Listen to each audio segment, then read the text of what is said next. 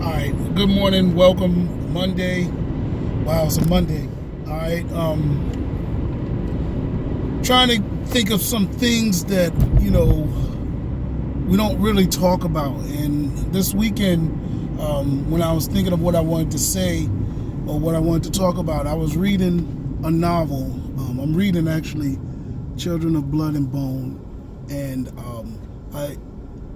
I like the sort of the drama queen-ness that Tommy brings to all her characters, and sometimes by the time you get to the middle or towards the end of the book, you start picking up a lot of the patterns, the writing patterns in writers. Writers can have various styles and various energies, but rarely do they bring various energies into one story. So if you pay attention, sometimes you'll get used to and you start to predict, and you may not be correct, but certain elements of it do start to become similar. And it got me to think, or got me thinking about my writing. Always when I'm reading, always when I'm writing. So, but I may not be reading what I'm writing. Currently, I'm writing a horror screenplay, and it's taken me forever, but it's really turning out well. And it's my first sequel screenplay, and I'm reading a fantasy book. But everything that I read, always I learn from it. Even if it's a story that I don't think is that good, or the writing I don't think is that good, I may learn things that I don't want to do. And if the writing is good, then it gives me some ideas. It can be intimidating. I'll be like, damn, I hope I write this good. And it also may remind me to do something that I already do, and just remember to do it well.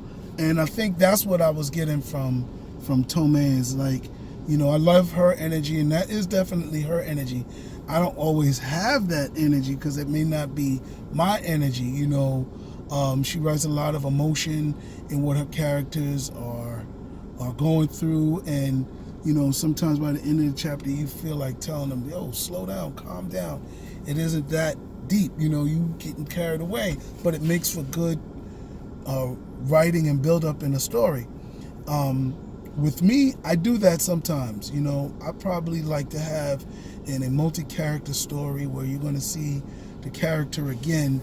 I like to have one character be like the extra drama person, and I love to play off characters.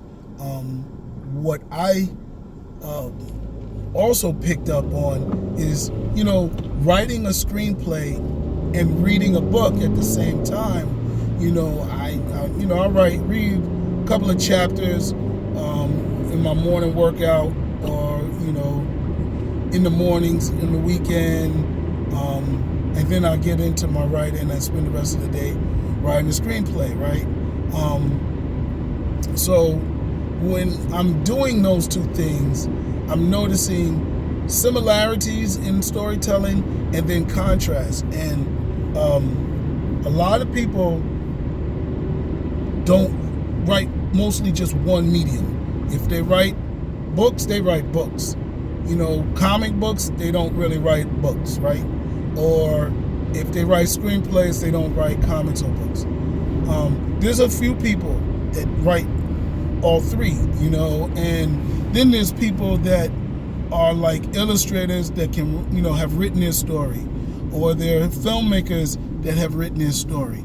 What I will say is not that writing all three stories isn't difficult or easy. I will say this, that there's a unique way to tell a story in a comic book. There's a unique way to tell a story in a novel. There's a unique way to tell a story in a movie. And this blog is very basic.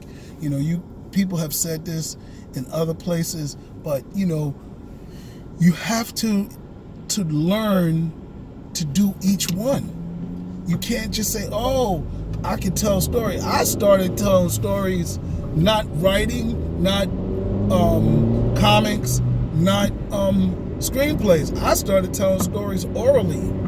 Some of my earliest stories, I told them to groups of people, and then and that's how I worked out my outlines, and then I wrote them into screenplay, comic, or movie.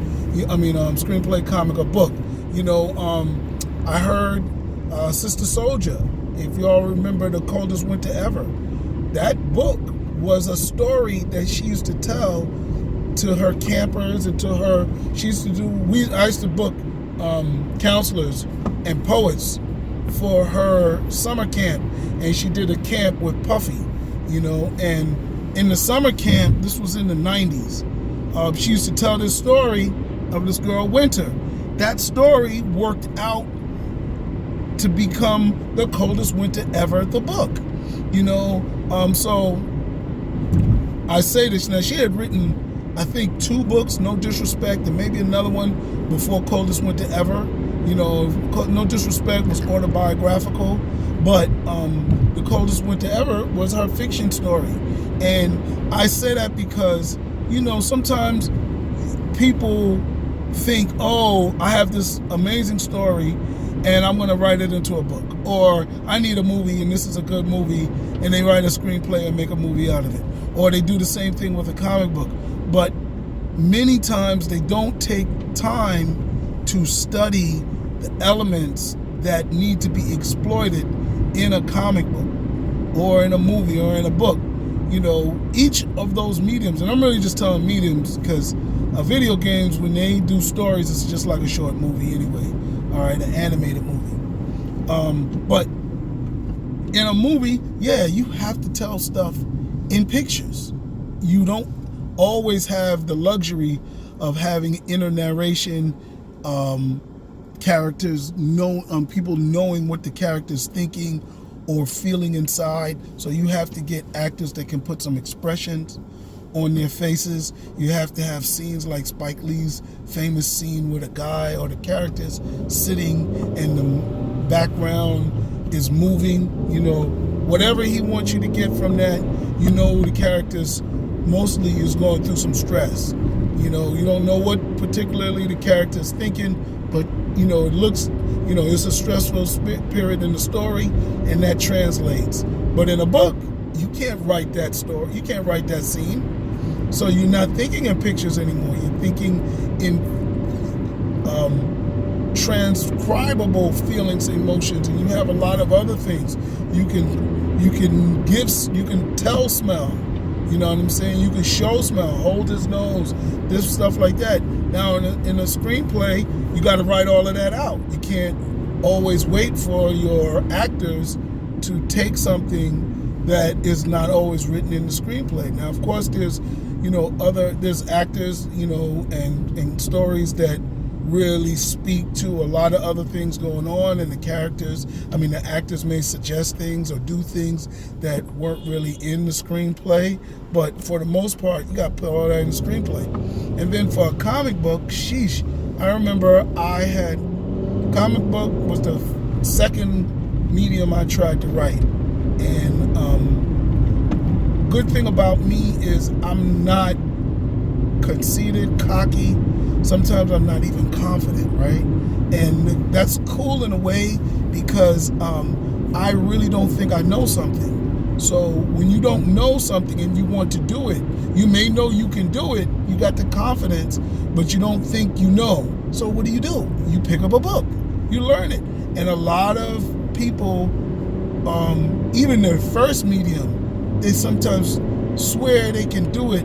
And, they may have wrote some short stories in school and other places, or they wrote, they can direct and they worked on some films, but they really haven't sat down and picked up tips and pointers from people that do these things. There's books on writing screenplays.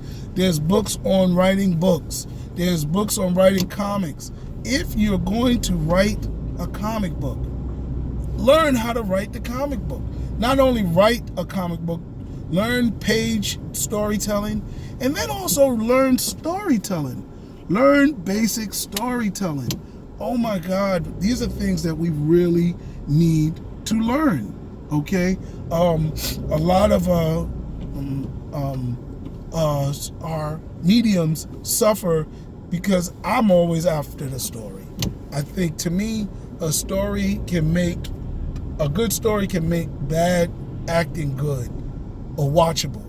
A good story can make bad directing watchable.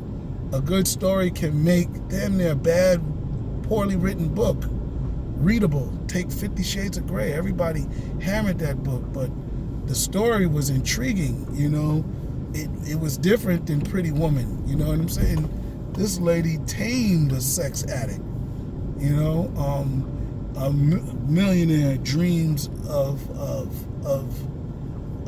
coming true, you know, and he was a notorious sex addict of epic proportions, the ultra chauvinistic, dominating man, and this girl tamed him. You know what I'm saying? And that's what 50 Shades of Grey is about. The story is what people were taken to. Twilight. That was another one people bashed for being poorly written. And I don't think it was that well written either. But I do respect it because it went on to make, you know, both of them, Twilight and 50 Shades of Grey, 3 movies, right? Theatrically released movies, not even low budget movies, right? And stories resonated. 3-book series, yo. Pulled people in. It was the storytelling. You know what I'm saying? So I can't stress that enough for you when you're jumping through mediums to really do your work and understand, you know, there's elements in books that can only be, or let's say, are best brought out in books. There's things in comic books. You got still pictures. You got, you know, an image that you can stare at forever, right? Iconic images that in a movie it would happen in a flash, but in a comic book you've paused it. So it's like watching a movie in pause button. So you don't have the fluidity of the moving pictures or the collection of still pictures that move fast. You have nothing but still shots.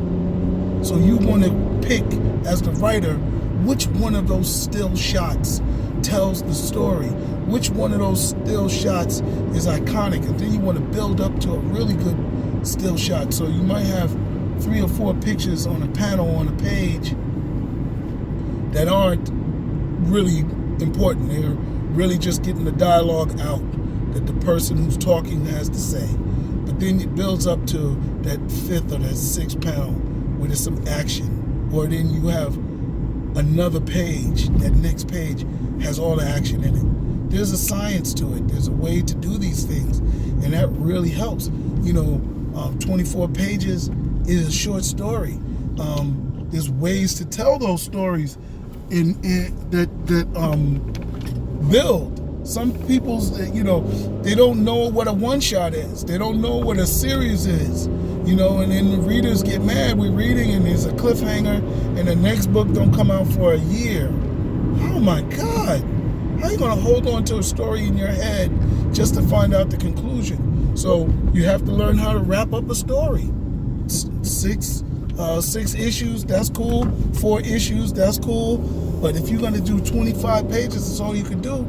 Wrap it up, conclude it, you know. But that, you have to think about how to do that. You know what I'm saying? It's not something easy. It's like, you know, when you're writing books, you're writing 60, 70,000 word stories, and then somebody says, hey, I need a 3,000 word short. You got to figure out how to write that, you know. So again, guys, I know I'm rambling, but it was something that I thought about, and I wanted to share it with you because I know people sometimes ask me, and I'm doing this LitCon, so I'm promoting this thing on South Beach, June 15th, Florida LitCon, and we're going to be bringing together screenwriters, novelists, and comic book writers. So they're going to be talking about these things and give you a little idea. I'm also going to do like a blog on getting ready for the LitCon, how to pitch your book. All right, peace.